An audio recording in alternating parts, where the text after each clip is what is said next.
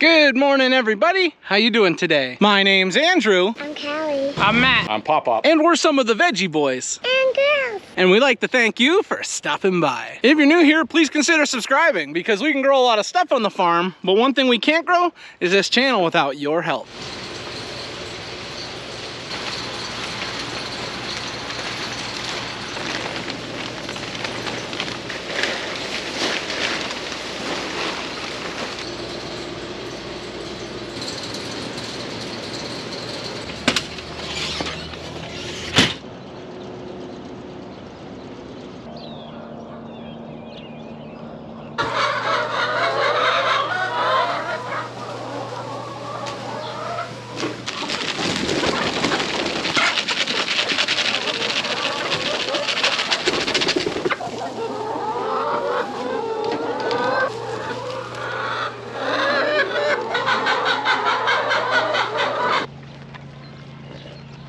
Hey everyone, it's so nice to have you with us this morning. We just got the animals all taken care of. Probably one of the most exciting things with animals is that we got 22 eggs out of the new chickens. I wish this morning would only be excitement, but we've actually run into some big problems. We had a really big job scheduled for today and we were hoping to get it accomplished, but we've only had monkey wrenches thrown into it. One of those big monkey wrenches involves Daniel. Daniel is sitting alongside the road in our big truck full of fertilizer, and we need him to be here with that fertilizer. So we're down 2 guys. Matthew ran out to Daniel to check on him and make sure he is okay, trying to figure out what's wrong with that truck and get it home sooner rather than later. And then another thing with this big job is we've got another possible problem that we're not sure if we're gonna have to do something about or we're gonna be able to make it work.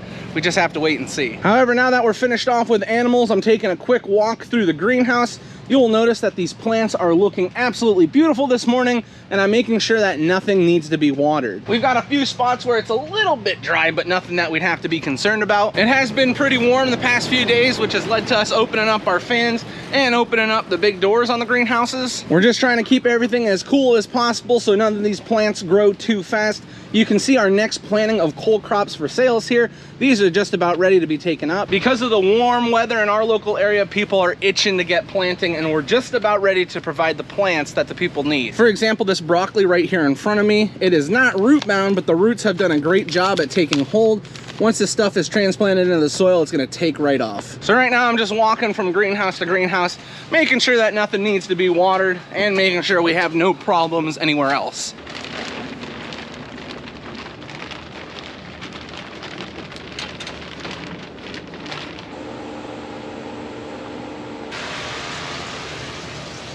Look at our long hot peppers and our hot wax peppers. Oh, baby. I'm excited. I'm excited for harvest time. I'm not just excited about the peppers though, trust me. Right over here, we've got some emerald crown broccoli. Look at this stuff. Our stuff for sales is looking really, really nice, but also our stuff that we're gonna be planting out in the field, that looks just as good. All of this stuff along here is stuff that we are gonna be adding to the field very, very shortly. I think everyone is excited about our peppers though. We're still working on getting our first planting seeded, but our hot peppers, oh, they're doing so good.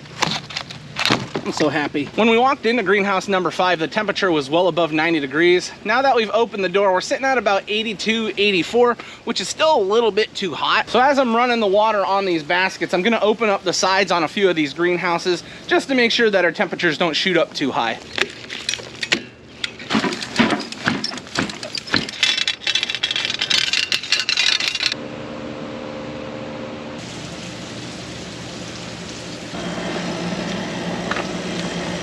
As we're watering baskets in the greenhouse, the number one thing we're looking for is that water is coming out of the bottom of each basket. Once we see water coming out of the bottom of each basket, we know it's had enough moisture added into it. So then we just switch off our valve, switch on another valve, then we can water a different line. This job that we're doing, it can take a decent amount of time. However, we feel that it is worth it. Flowers are a big business for us, and much like multiple things here on the farm, this job doesn't last forever. We are getting into big flower season for us locally, and as I mentioned, flowers are big business for us. That's probably one of my favorite things about working on the farm is how many different jobs that we have. We'll have the times where we're, harvesting corn, harvesting beans. We'll also have the times where we're picking vegetables, taking care of animals, and taking care of these greenhouses. There's so many different jobs and I enjoy them all. A lot of these jobs are seasonal, so when they're here, I try to enjoy them as much as possible. Seeing all this greenery, it sure does make you feel good. This line is now finished, so I just come over here, turn this off, and then I turn this one on, and I wait a few more minutes because this line's now done. I got to get this line finished, and then there's this bottom line. One more line to do, and then we are done in here. Just got the last set of baskets all watered, so greenhouses are all taken care of. We got a little bit of information on our truck. Daniel and Matthew had said a belt broke, so they just picked up a new one. So they're heading back to the truck to get that replaced. I had a big customer show up, I was helping them out. Now we're heading up top here to the farm market.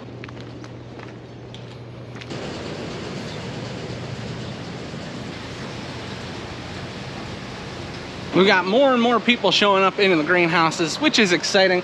We can get a lot of these plants moved out of here. A lot of the baskets have been just looking absolutely gorgeous, and people have been picking them up like crazy. Speaking of crazy, how we doing in here, girls? We're doing just fine. Doing just fine. It looks like they've been transplanting some basil. They also got some, oh, it looks like some, is that eggplant? Yeah, eggplant and cauliflower in here. Now it's time to plant the zucchini and the pickles. Oh my, you got herb pots planted? So you girls have just been like busy. You need more? I get up here, I need. Oh my goodness.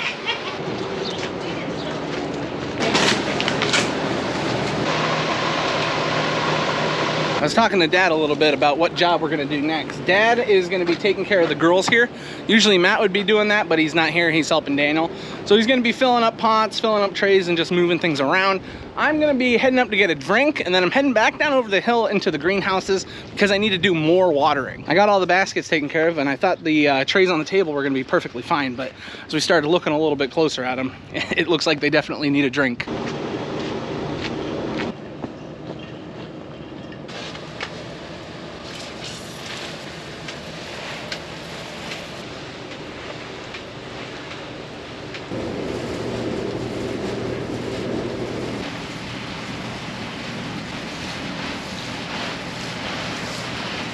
Now when it comes to this channel, you'll often hear us talking about watering because watering is very important to us. It doesn't matter if it's happening out in the field or if it's happening here in the greenhouse. Now here on the farm, we have a few rules for ourselves when it comes to watering. One big rule is that we never water too late at night.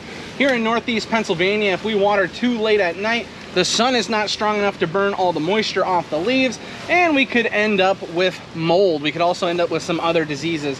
So we try and water either early in the morning or during the midday. Now, if it's gonna be extremely hot, extremely sunny, we will change that up. And for other areas, you know, you gotta change up the way you do things. However, that's kind of what we like to focus on. Right now, I'm watering some tomatoes. I'm gonna be moving on to cole crops. Depending on the size of the plant and also how rooted the plant is, will depend how much water I put onto it. What I'm really looking for with these tomatoes right in front of me is as long as the soil has some darker color to it from the moisture, then I think we're good to go. So I'm kind of moving over it rather quickly, just making sure I'm hitting all the dry spots. You can see these cole crops that I'm watering, they're a little more mature, so I don't have to be as delicate with them. Also, the roots soak up a lot more water. Because there is more roots, I like to hold on a little bit, like to add a little more water to the plant. These are the things I think about when I'm watering. Sometimes it can look like we're just moving the wand over top of the plants, but there's a lot of thinking that goes into this because in the long run, this watering that I'm doing today, it can affect the harvest that we'll receive later on. I just got greenhouse number 4 watered, and then my mom came down here looking for some celery.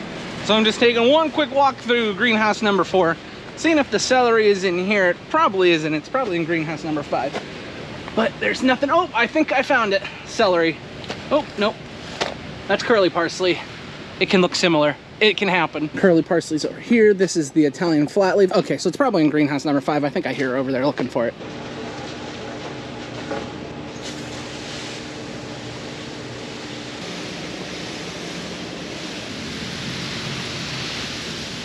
I'm not sure if you can tell, but these plants I have right in front of me, you can see here's towards the center, they're kind of wilted, and there in the back, they're very wilted. Wherever the air or the oxygen is moving around the plants, that's where you're gonna see dried out soil. So you have to make sure that you have your edges all taken care of. I'm surprised the center is dried out as much as it is. I'm gonna just focus on that a little bit more as I'm watering. But anywhere that the air can hit, it's gonna dry out a lot faster. So when you're watering, make sure you focus on your edges. Just got finished with watering all the greenhouses. It took quite a bit of time. The greenhouses are just about full. I mean, when they're completely full, it takes even longer, but I've used up all my morning down around back. I haven't given my brother a call to see if they got that truck running, but I'll find out here soon enough. If they're not gonna be able to get the truck running today, that's really gonna throw some wrenches into what we had planned. I hope we're gonna be able to move on to our next jobs that we wanna get done today. I'm happy to announce the truck is home. I don't know where the boys are. They must have just got home because I didn't even see them pull in. For lunch today, it looks like we're having hot dogs, and we've also got a nice fruit salad. You can see we got our fertilizer here on the back of the truck. I was told we were going for a 19-19-19, but we weren't able to get that. I think we ended up with a 15-15-15 with some extra stuff added in there. So one of the big jobs that we had hoped to get taken care of today, we were looking forward to getting it all ready to go and hopefully finishing, was planting potatoes. Now you can see behind me in my shop, we've got quite a bit of stuff, and all the way in the back is our potato planter. And to give you an idea of how much stuff we got to move, I was just standing by the planter, and all this stuff on both sides is gonna have to be moved out of the way. With getting the potatoes planted, there's a lot of jobs that are incorporated with that. They require quite a bit of fertilizer, which is why the fertilizer was so important. Now here on our truck, our belt tightener here had broken, it seized up.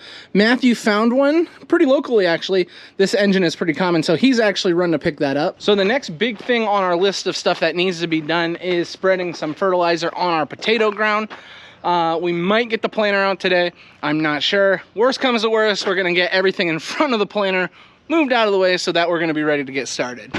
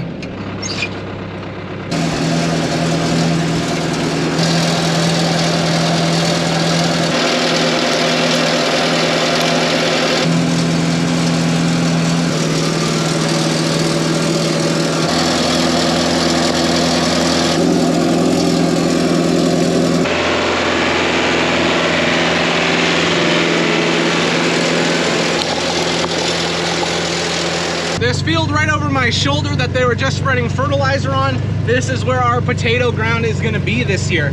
Now last year we had sweet corn planted on some of it. That's no problem at all. We don't have to worry about the stalks.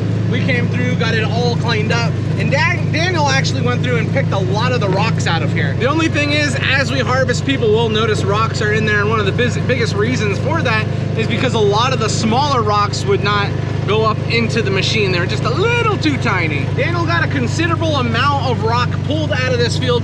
A lot of those bigger rocks are the problems. If we can get the bigger rock out of there, it makes the job so much easier, and it's a lot easier on the potatoes. But mostly we're concerned about our equipment. You can see we've got our pile of rock here, and some of the rocks in here are just huge. Look at this one. That is a big piece of shale. Then over here, this is a problem rock right there. You see how that's big and round? That's super, super heavy. You know, there's huge rocks just all throughout these piles that Daniel had dumped here. And with the amount of potatoes that we're gonna be putting in here, which looks like that's gonna happen tomorrow, I'm thinking we're not gonna have too much trouble because of a lot of the rocks have been pulled out, or I should say the larger problem rocks. I think it's gonna go rather smoothly. It has been quite the challenge getting everything ready to plant potatoes.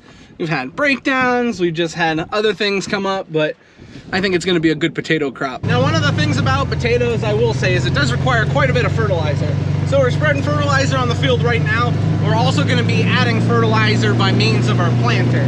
So we're just trying to give our potatoes the best start we can possibly give it.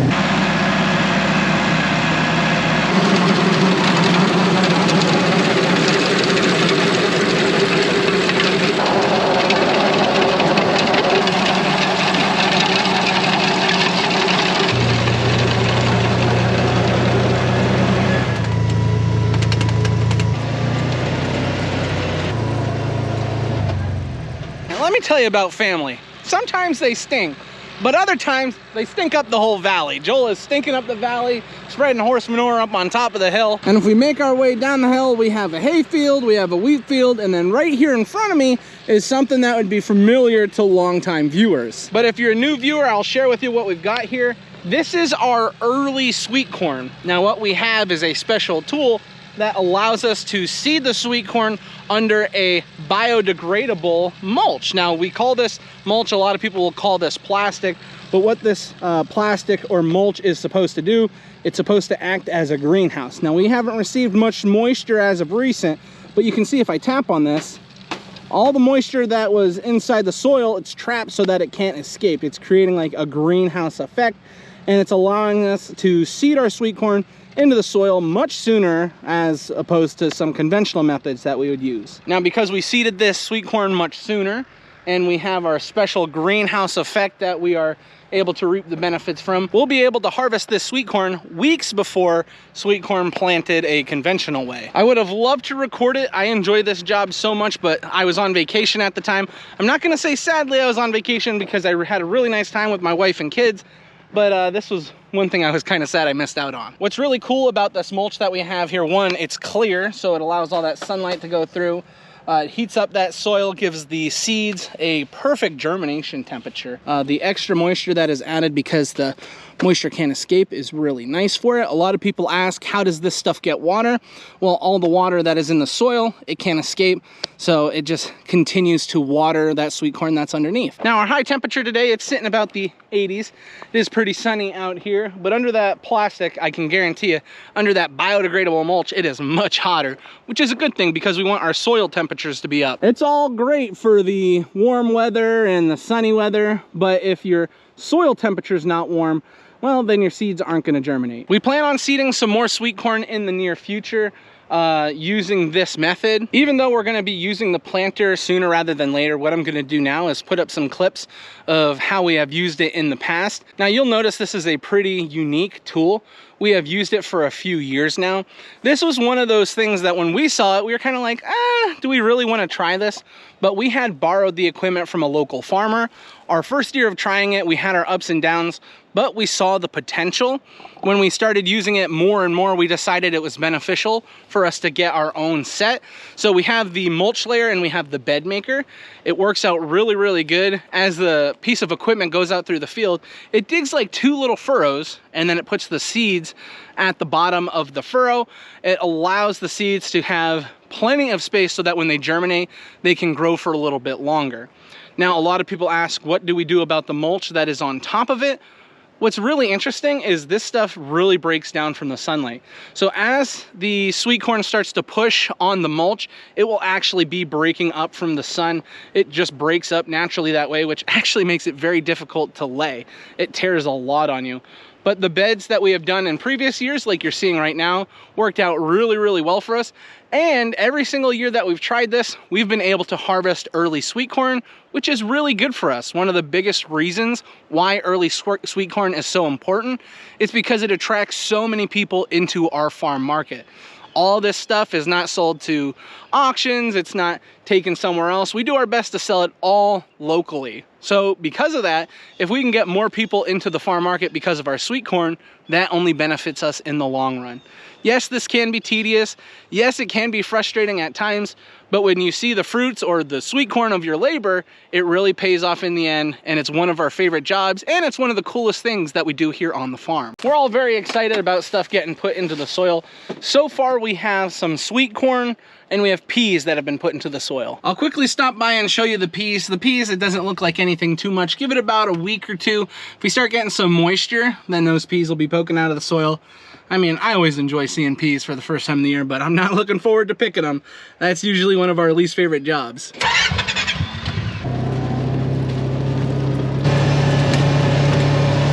For those of you that wanted to see the pea ground, this is what it looks like. Nothing too spectacular here. We had pumpkins planted actually in this exact spot last year.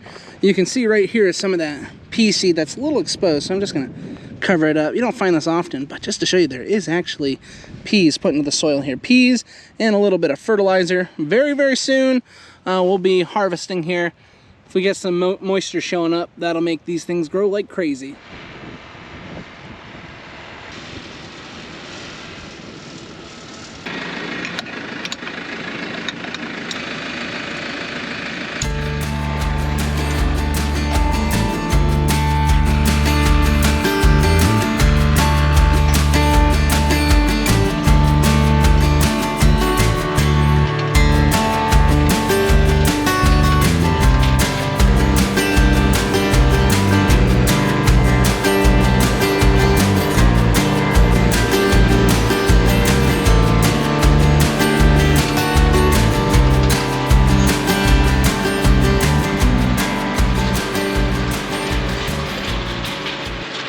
Once we got finished off with spreading fertilizer, Daniel made his way back here and he got everything pulled out and the potato planter pulled out. We've been really busy here at the farm market taking care of customers. We've been watering greenhouses. But as you can see, the planter is out, so we need to get it loaded up with fertilizer and potatoes. The first thing we're gonna do is add fertilizer into our machine. It has a neat contraption. It has an auger. So we just dump it into this end. We turn our auger on and it pulls it all the way across the entire machine, making sure that each hopper is full of fertilizer.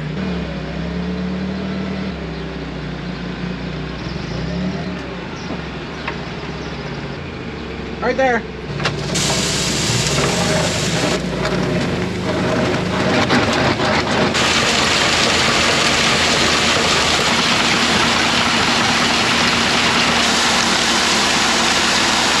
We're not filling up our fertilizer hoppers completely. We're getting started off with an early red and an early white potato variety. It's kind of like a specialty potato for us.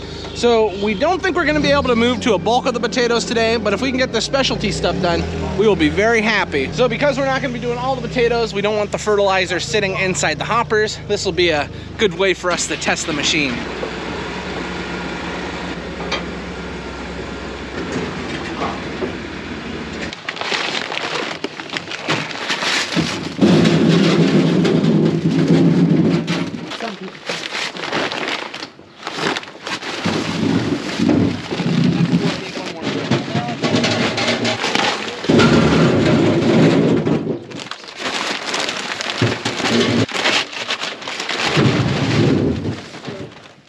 We just got all our potatoes dumped into the hopper, so these would be our early variety. They're all set and ready to go, so the next thing we have to do is head out to the field. So what we're gonna do is we're gonna plant halfway out and then turn around and come back and empty the planter. And then when we plant the red, we're gonna plant it on the other half of the field. And the reason we're doing that is when we dig them, then we're not digging red on top of white. So we can dig either the red or the white, depends on which end of the field we come from. Man, that's a great idea. Thank you. I just thought of that.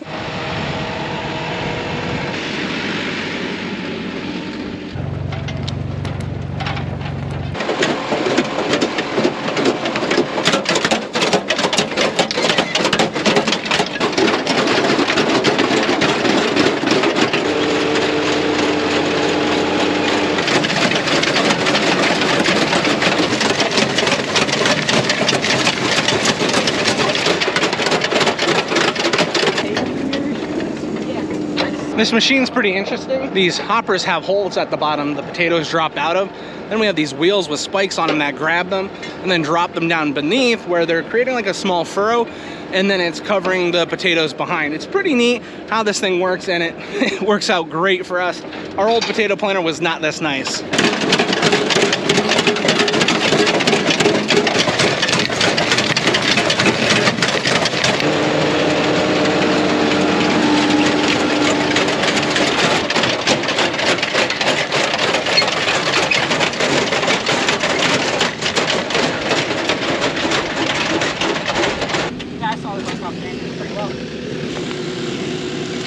That should be it for our early white potatoes. Now we're gonna head back to the farm and get loaded up with our early reds. What an exciting day, getting potatoes planted. I thought we weren't even gonna be able to get started on this job, but the fact that we're getting this early stuff done feels good.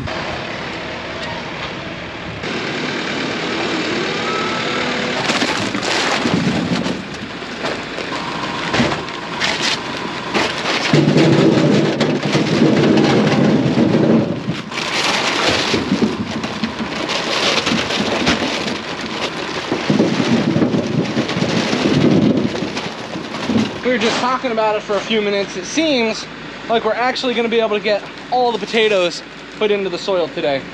So these are our first variety of red, and the rest of our variety of red is here. And then all we have is the yellow potatoes, and we're done.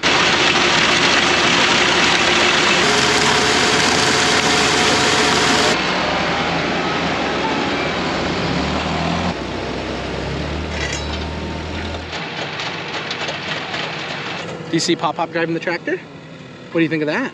Is that cool?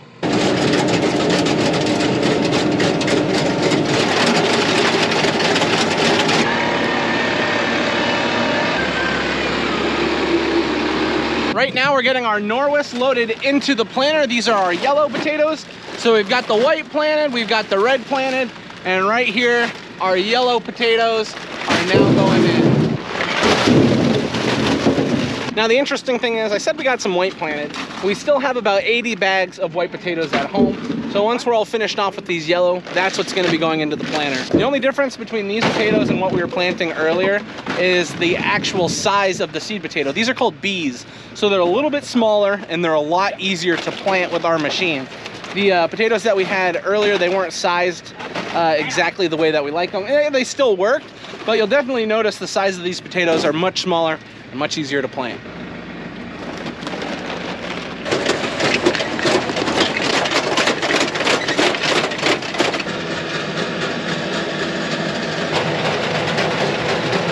Yo, what up, little Ron? How you doing? So we're not gonna finish all the white potatoes today? No, somebody broke the truck this morning. Oh, who broke the truck this morning? We'll blame Lily this time. Wasn't me. Lily's not even here to defend herself. That's not okay. Right, Ronnie? We can't blame your sister. That's not fair. Are you telling Mimi all about how you plant potatoes? How you're a potato planter?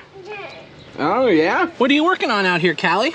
I'm slagging. I'm going to work on my kitty cat thing. Oh, you're gonna work on your kitty cat thing? Sounds like fun. You see it? I see it. Wow, that looks beautiful.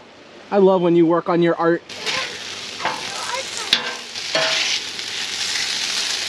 Now for dinner tonight, Lauren and I made something special for ourselves. Lauren had made some fried rice. There's some veggies in there. And then we've also got some chicken that we cooked on the Blackstone.